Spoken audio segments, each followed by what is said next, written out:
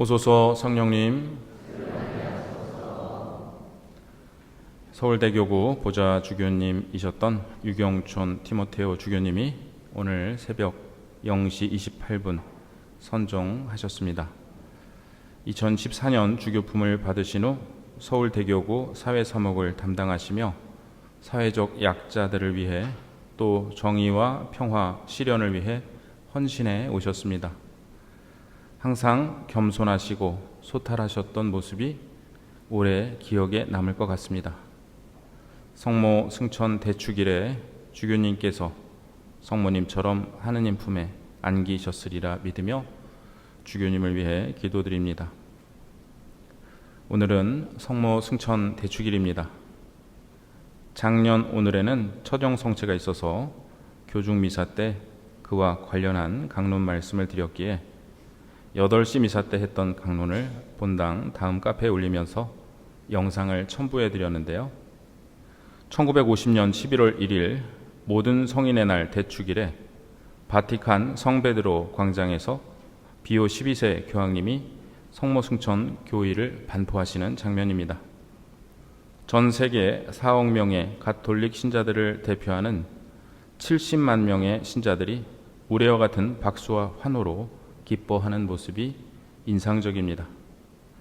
올해에도 이 영상을 첨부해 드리겠습니다. 1941년까지 전 세계 800만 명 이상의 신자들이 서명하여 성모 승천 교의를 반포해 주실 것을 교황청에 건의하자 교황청은 전 세계 주교들에게 서한을 보내어 의견을 물은 뒤 1950년에 이를 믿을 교리로 반포한 것입니다. 이처럼 믿을 교리로 반포된 것은 20세기의 일이지만 초대교회 때부터 성모님의 승천에 대한 믿음은 교회 내에 자리하고 있었고 4세기경부터 축일이 기념되고 있었습니다. 5세기 초에 예루살렘에서는 8월 15일을 하느님의 어머니 축일로 지냈습니다. 그 후 여러 변화를 거쳐 8월 15일이 성모 승천 대축일로 정해지게 되었습니다. 그런데 왜 교우들은 굳이 성모 승천을 믿을 교리로 반포해 달라고 청원한 것일까요? 첫 번째는 신학적 이유인데요. 1854년 비오 9세 교황에 의해 마리아의 원죄 없는 잉태 교의가 선포되었습니다.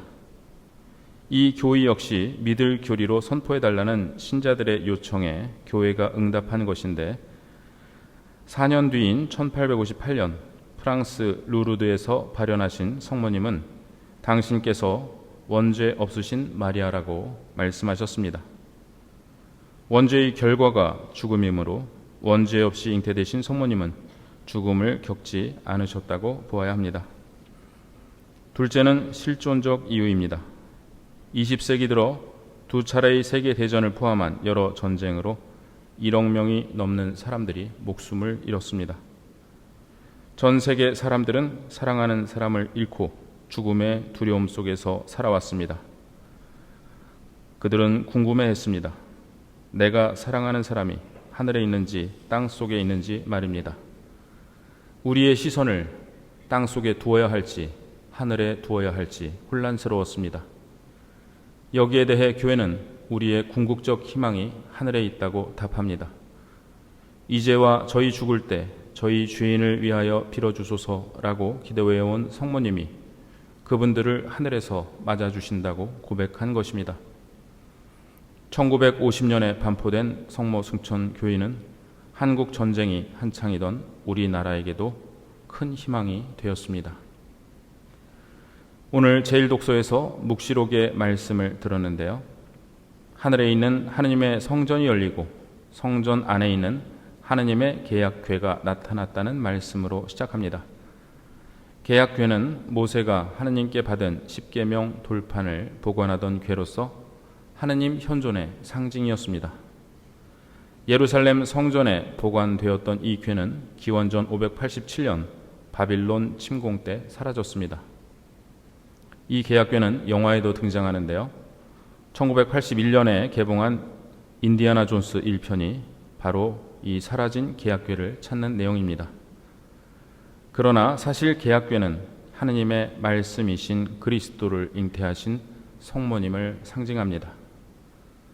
제1독소에서 여인이 아기를 낳으려 하는데 용이 나타나 아이를 삼켜버리려고 합니다.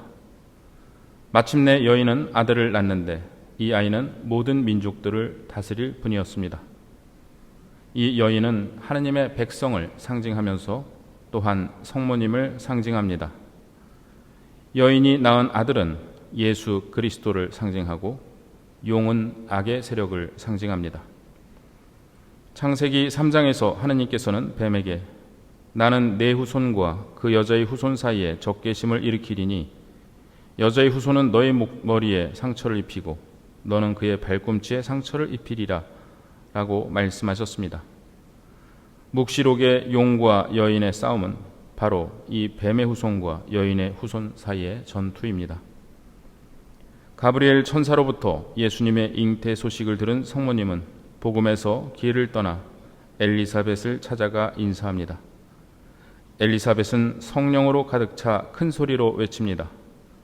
당신은 여인들 가운데서 가장 복되시며 당신 태중의 아기도 복되십니다.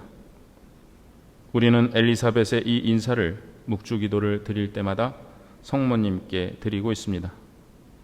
엘리사벳은 이어서 외칩니다. 내 주님의 어머니께서 저에게 오시다니 어찌된 일입니까? 우리가 성모님을 하느님의 어머니라 부르는 것은 내 주님의 어머니라는 칭호에 근거한 것입니다. 오늘 제2독서에서 바오로 사도는 그리스도 안에서 모든 사람이 살아날 것이라 말하며 각각 차례가 있다고 말합니다.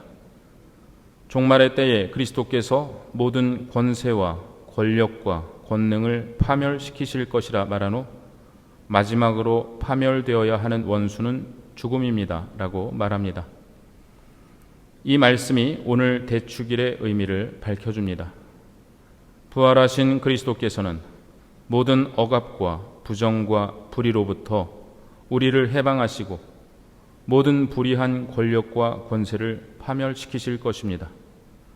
마지막으로 주님께서는 죽음을 파멸시키심으로써 우리를 죽음에서 영원히 구원하실 것입니다. 그러기 위해 주님께서 하신 첫 번째 일은 약속을 담은 계약의 궤이시며 주님의 어머니인 성모님을 죽음으로부터 해방하신 것입니다. 그것은 당신께 속한 이들을 모두 살리시겠다는 약속입니다. 올해 우리는 광복 80주년을 맞고 있습니다. 우리나라의 광복절이 성모 승천 대축일과 같은 날인 것은 우연의 일치일까요? 아니면 우리나라에 대한 성모님의 특별한 전구와 보호를 의미하는 것일까요? 우리나라의 주번은 원죄 없이 잉태되신 성모님이십니다. 제2대 조선 교구장이신 앵베르 주교님의 요청을 받아들여 교황청은 1841년 원죄 없이 잉태되신 성모 마리아를 조선 교회의 주보로 선포하였습니다. 원죄 없이 잉태되신 성모님은 남한만이 아니라 남북한, 한반도 전체의 주보이십니다.